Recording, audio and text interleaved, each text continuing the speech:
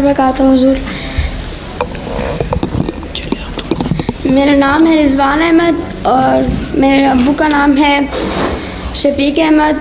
اور میرا آج کا سوال ہے کہ شراب میں کیا چیز ہے جو ہم نہیں پی سکتے؟ شراب میں کیا چیز ہے؟ کیا مطلب؟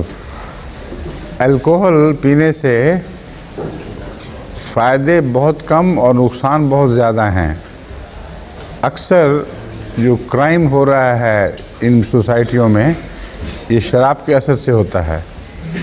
جتنے گھر ٹوٹتے ہیں اور ظلم ہوتے ہیں وہ شراب کے اثر سے ہوتے ہیں. اور جتنی دولت ضائع ہوتی ہے اس کا کوئی شمار ہی نہیں.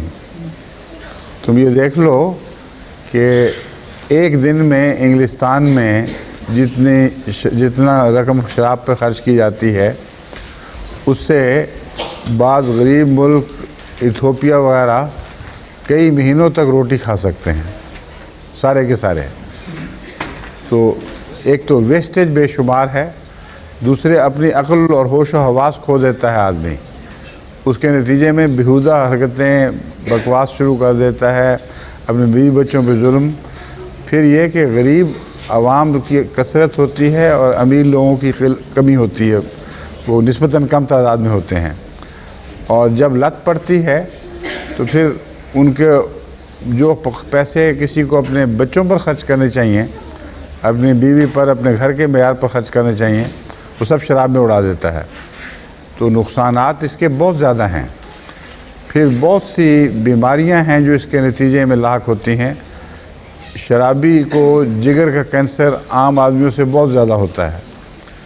شرابی کو دل کی تکلیف عام آدمیوں سے بہت زیادہ ہوتی ہے.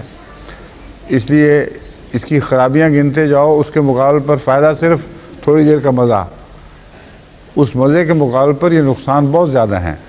اس لیے قرآن کریم نے اصول یہ بیان فرمایا ہے کہ جن چیزوں کا فائدہ ان کے نقصان سے کم ہو یا نقصان فائدے سے زیادہ ہو ان چیزوں کو نہیں کرنا چاہیے. ٹھیک ہے، شکریہ.